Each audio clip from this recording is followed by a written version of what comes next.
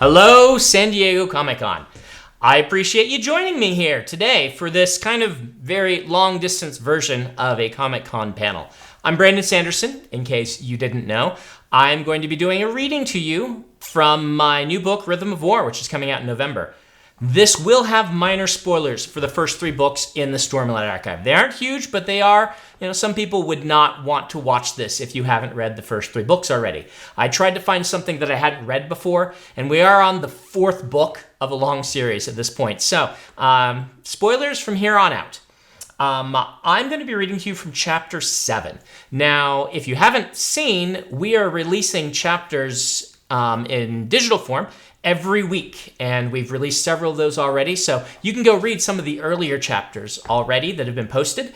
I just wanted to get to this one because I think it's very fun, and I think you guys will enjoy the reading here. If you haven't read those earlier chapters, the setup here is that Kaladin has found a new type of fused, a new type of the enemy, the Voidbringers as they used to call them, the Singers as they're called now, which is very strange to him. He had a little clash with this fused, and the fused ran off.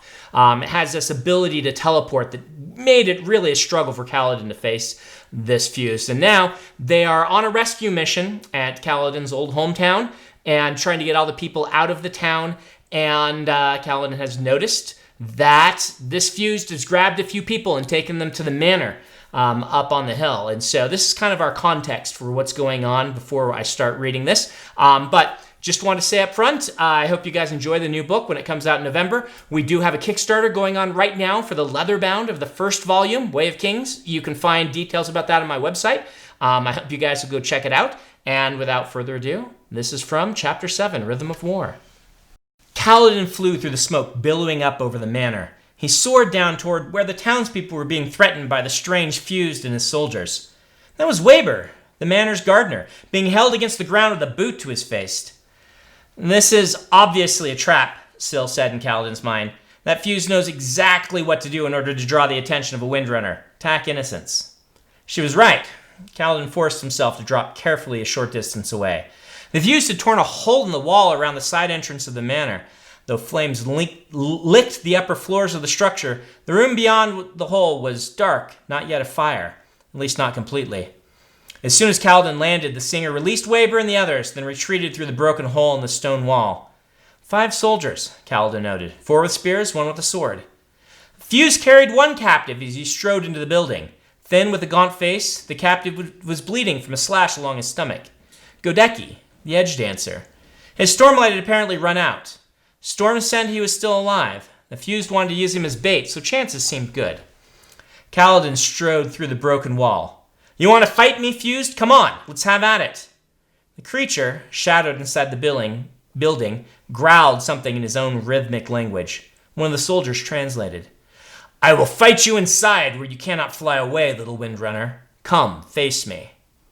"I don't like this," Syl said. "Agreed," Kaladin whispered. "Be ready to go get help."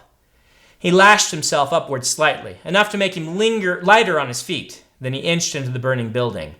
This large room had once been the dining chamber, where Kaladin's father had eaten with Roshon and talked of thieves and compromises. The ceiling was burned in patches, the fire consuming it from above. Flame sprint danced along the wood with a frantic delight. The hulking fuse stood directly ahead, 2 soldiers at each side. They moved forward to flank Kaladin. Where was that 5th soldier? There, near an overturned table, fiddling with something that glowed a deep violet black. Voidlight? Was that a Fabrial? The light dimmed suddenly. Kaladin's powers vanished. He felt it as a strange smothering sensation, as if something heavy had been placed on top of his mind. His full weight came upon him again, his lashing cancelled. Syl gasped as her spear puffed away and she became a spren. When Kaladin tried to resummon his blade, nothing happened. Immediately, Kaladin stepped backward to try to escape the range of the strange Fabrial, but the soldiers quickly rushed to surround him, cutting off his retreat. Kaladin's assumption that he could beat them easily had relied on his shard spear and his powers. Storms. Kaladin strained to create a lashing. Stormlight still raged inside of him and kept him from needing to breathe the acrid smoke, but something was suppressing his other abilities. The fuse laughed and spoke in Alethi. "Radiance, you rely too much on your powers. Without them, what are you? A peasant child with no real training in the art of warfare or..." Kaladin slammed himself against the soldier to his right. Sudden motion caused the singer to cry out and fall backward. Kaladin yanked the spear from the man's hand, then, in a fluid motion, spun it and performed a two-handed lunge, impaling a second soldier. The two on his left recovered and leapt for him. Kaladin felt the wind encircle him as he spun between the two of them, catching one sword, aimed low, with the butt of his spear as he caught the second one, aimed high, right behind the spear's head. Metal met wood with a familiar thunk, and Kaladin finished his spin, throwing off both weapons. He gutted one man, then tripped him, sending him stumbling back to the ground in front of his ally. These soldiers were trained well, but hadn't seen much actual combat yet, as evidenced by how the remaining singer froze when he saw his friends dying. Kaladin kept moving, almost without thought, spearing the fourth soldier in the neck. There, Kaladin thought, as the expected ribbon of light came darting toward him again. He's teleporting, going for my back. Kaladin dropped his spear, pulling a throwing knife out of his belt, and turned. He rammed the knife in the air right before the fuse appeared, slamming the small blade into the creature's neck, angled between two bits of carapace. The fuse let out an irk of shock and pain, his eyes wide. Fire-made wood snapped overhead, and burning cinders dropped down as the enormous fuse toppled backward like a felled tree, the floorboard shaking with the impact. Blessedly, no red ribbon of light rose from him this time. "That's a relief," Syl said, landing on Kaladin's shoulder. "I guess if you catch him before he teleports, you really can kill him." "At least until the Everstorm rebirths him," Kaladin said, checking on the singers he'd killed. He'd only left two alive, the one he'd shoved and the fifth one across the room who'd activated the Fabrial. The former had scrambled out the gaping hole in the wall to escape. The latter had left the Fabrial and was inching to the side, his sword out, his eyes wide. The man was trying to reach Godecki. Actually, that's a typo. I should say the singer. There you go. Live fixing typos. Singer was trying to reach Godecki, perhaps to use him as a hostage. The wounded etch dancer had fallen to the ground beside the fuse husk after it had teleported to Kaladin. Godecki was now moving, but not under his own power. A small, gangly figure had the edge dancer by one leg and was slowly dragging him away from the fight. Kaladin hadn't seen Lift sneak into the room, but then again, she often showed up where one did not expect her. "Take him out the hole, Lift," Kaladin said, stepping toward the last singer. "Are your powers suppressed too?" "Yeah," she said. "What'd they do to us?" "I'm extremely curious about this too," Syl said, zipping over to the device on the floor, a gemstone covered in metal pieces and resting on tripod legs. "That is a very strange Fabrial." Kaladin pointed his spear at the last singer, who, hesitantly, dropped his sword and raised his hands. He had a jagged skin pattern of red and black. "What's that Fabrial?" Kaladin asked. The singer swallowed. "I don't know. I was told to twist the gemstone at the base to activate it." "That's void light powering it," Syl said. "I've never seen anything like it." Kaladin glanced at the pooling smoke in the ceiling. "Lift," he said. "On it," she replied, scrambling over to the device while Kaladin kept the soldier guarded. A moment later, Kaladin's powers returned. He sighed in relief, though that made Stormlight puff out before him. Nearby, Godecki gasped, unconsciously breathing in Stormlight, his wound starting to heal. Strengthened by the light, Kaladin grabbed the soldier and lifted him up, infusing him enough to make him hang in the air. "I told you to leave the city," Kaladin said softly. "I'm memorizing your face, your pattern, your stench. If I see you again ever, I will send you hurling upward with so much Stormlight that you will have a long, long time to think during the fall back down. Understood?" The singer nodded, humming a conciliatory sound. Kaladin shoved him, covering his Stormlight and making the man fall to the ground. He scrambled away out the hole. "There was another human in here," Lift said, "an old light-eyed man in beggar's clothing. I watched him from outside the building and saw the man come in here with Godecki. A short time later, that fuse broke through the wall, carrying Godecki, but I didn't see the other man." Rashon. The former city lord had told Dalinar he was going to search the manor's storm cellar and to free imprisoned townspeople. Though he wasn't proud of it, Kaladin hesitated. But when Syl looked at him, he gritted his teeth and nodded. "So long as it is right," he thought. "I'll find him," Kaladin said. "Make sure Godecki recovers, then get that Fabrial to Brightness Navani. She's going to find it very interesting." We have a line break here with a quick Shalom scene, but we're not going to do that. We are going to jump right on with the Kaladin scene and read just a little bit more of that. Kaladin crossed the burning room, haunted by that moment when he'd suddenly lost his powers. The experience left him rattled. Truth was, he had come to rely on his abilities, like he relied on a good spear, battle-tested and sharp. There was little worse than having your weapon fail you in battle. We're going to have to watch for those fabrials, Kaladin said. I don't like the idea of our powers suddenly being subject to removal by the enemy. He glanced at Syl, who sat on his shoulder. Have you experienced anything like that before? She shook her head. Not that I remember. It made me feel fated, as if I wasn't quite here. He shied away from the rooms fully consumed by the blaze, full of primal shadows and lights, burnt oranges and red, deep and angry colors. If the city lords had been content with a normal house, this would have never happened. But no, they needed to be set apart, own a home full of delicate wood instead of sturdy stone. The hungry flames seemed excited as they played with the dying manor. There was a glee to the sounds of the fire, its roars and its hisses. Flamespraying ran up the wall alongside him, leaving tracks of black on the wood. Ahead, the kitchen was fully engulfed. He didn't mind the heat so far. His stormlight healed burns before they had more than a chance to itch. As long as he stayed away from the heart of the fire, he should be all right. Unfortunately, that might prove impossible. Where's the cellar? Syl asked from his shoulder. Kaladin pointed through the kitchen inferno toward a doorway, barely visible as a shadow. Great, Syl said. You gonna run for it? Kaladin nodded, not daring to lose his stormlight by speaking. He braced himself, then dashed into the room, flames and smoke curling around him. A forlorn groaning sounded from above indicated the ceiling was close to giving in. A quick lashing upward let Kaladin leap over the burning kitchen counter. He landed on the other side and slammed his shoulder into the charred door of the cellar, breaking through with a loud crash, bits of flame and soot spraying before him. He entered a dark tunnel, sloping downward, cut directly into the rock of the hillside. As he moved away from the inferno behind, Syl giggled. What? He asked. Your backside's on fire, she said. Damnation. He batted the back of his coat. Well, after getting stabbed earlier, this uniform was ruined anyway. He was going to have to listen to Layden complain about how often Kaladin went through them. The Windrunner quartermaster seemed convinced that Kaladin let himself get hit solely to make it difficult to keep uniforms in supply. He started through the dark stone tunnel, continuing on his stormlight to providing illumination. Oh, no, that didn't need a comma. I just read it wrong. He started through the dark stone tunnel, counting on his stormlight to provide illumination. Soon after entering, he crossed a metal grate covering a deep pit, the water catch, to divert rainwater that flooded the tunnel. A storm cellar like this was where wide-eyed families retreated during high storms. He'd have dismissed potential flooding as another problem with living in a wooden home, but even stone houses occasionally got damaged during storms. He didn't blame anyone for wanting to put several feet of rock between them and the raging winds. He'd played down here with Laurel as a child, and it seemed smaller to him now. He remembered a deep, endless tunnel, but soon after he passed the water catch, he saw the lit cellar room ahead. Callan stepped into the underground room. He found two prisoners manacled to the far wall, slumped in place, their heads bowed. He didn't recognize one of them, perhaps he was a refugee, but the other was Jaber, father to a couple of boys Kaladin had known as a youth.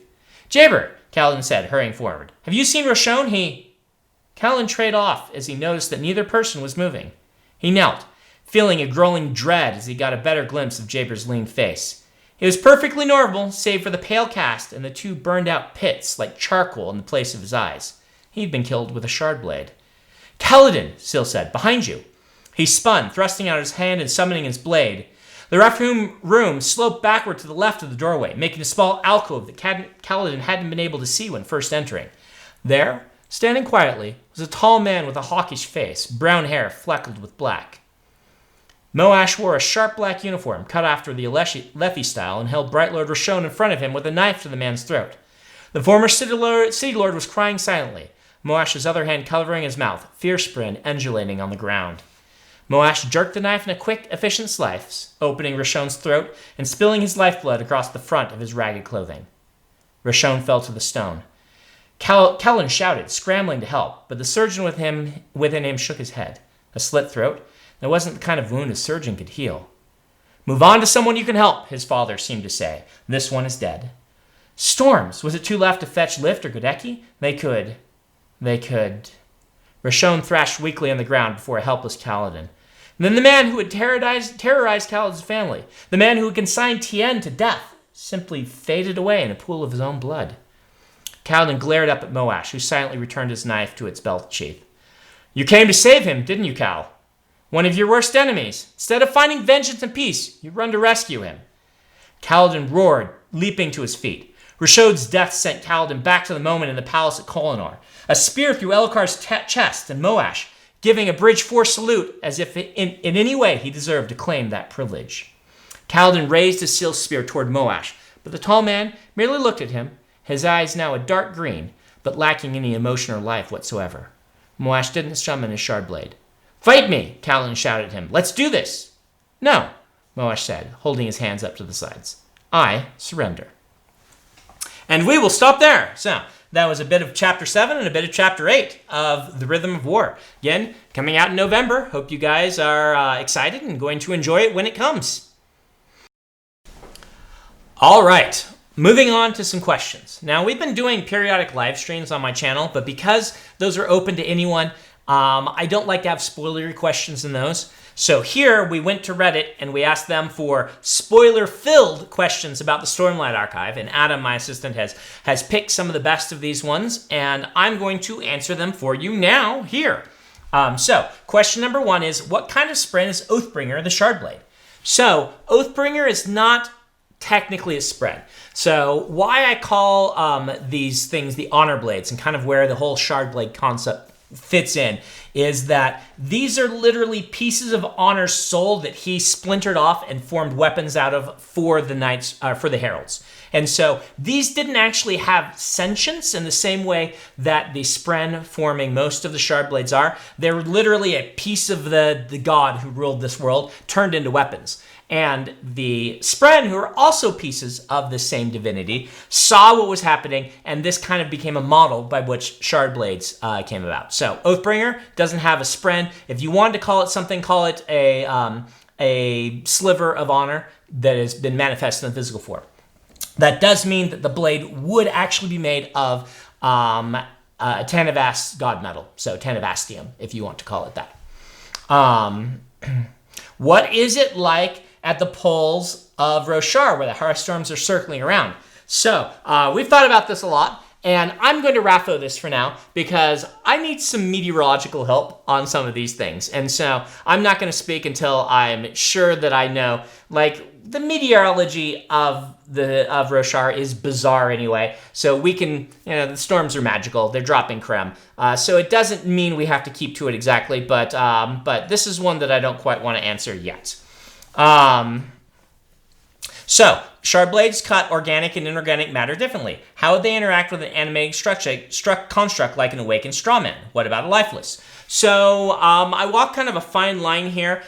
Something that's animated in a construct like an awakened strawman is likely going to block the shard blade to some extent, as powerful investiture would.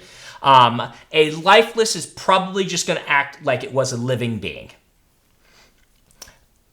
How the heck is Nail Spren still with him? Is this Spren as wacky as he is, or is it dead and he still carries it around? Nail Spren is alive. The High Spren, I would say wacky is probably a decent term for them.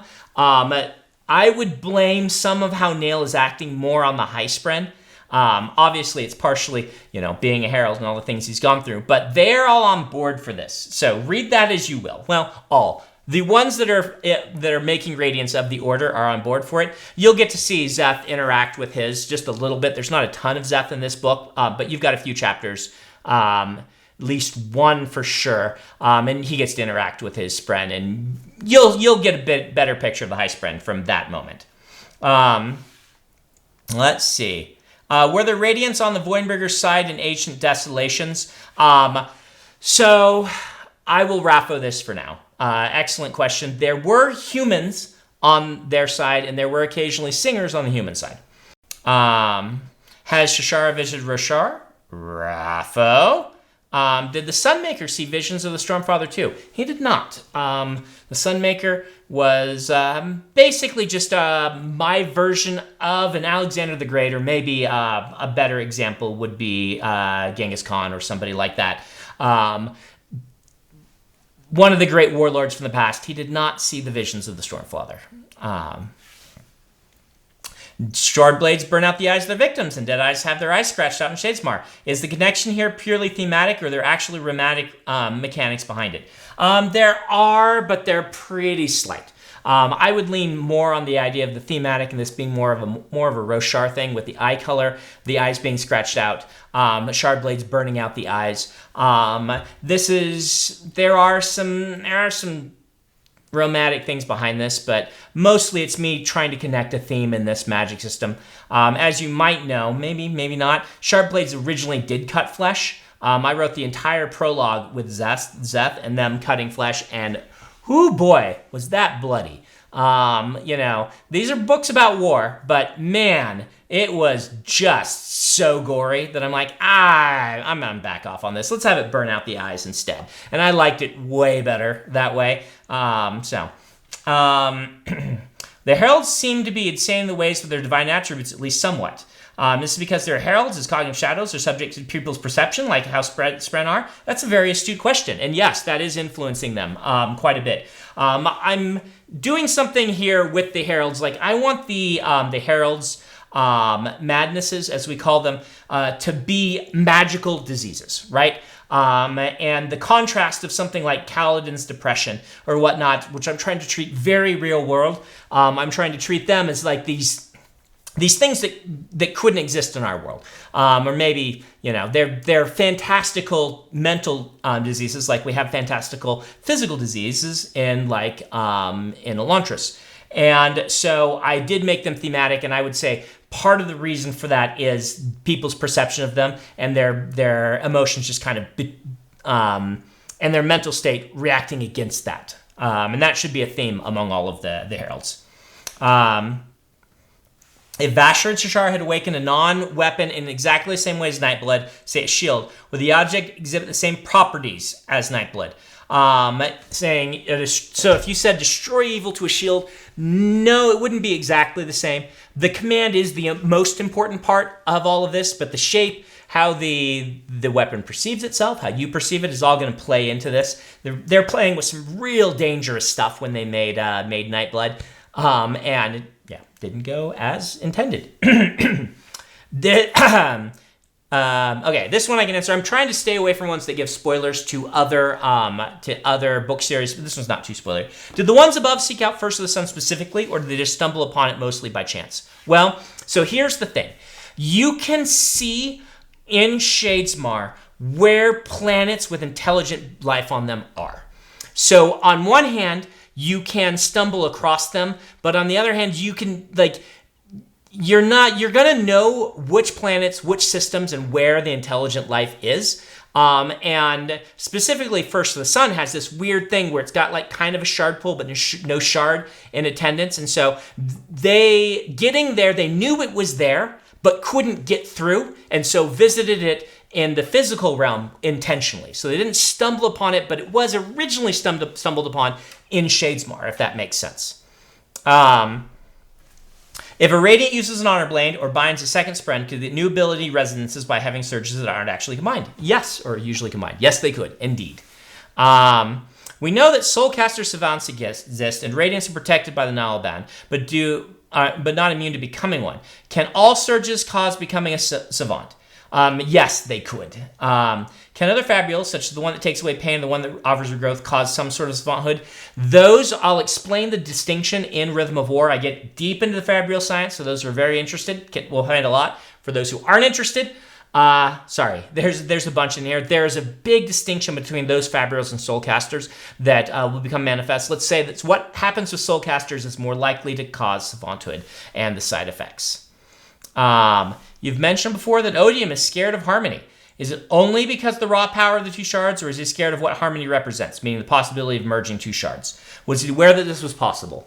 So he, on one level, was aware, but it was more of an awareness of this as a possibility. It actually happening is part of what has him scared.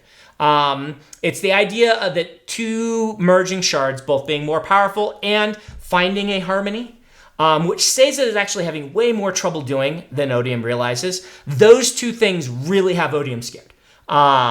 Because partially this means he has to find a way to destroy or split harmony without taking up a second shard himself, because Odium knows if he takes up a second shard, terrible things will happen. And so he doesn't want to do that. Terrible things as he views them. And so he's got to find a way to split this apart or somehow otherwise defeat. Now, the more he learns about Sazed's actual state, the less afraid he'll probably be, but that's an advantage that Sazed has right now.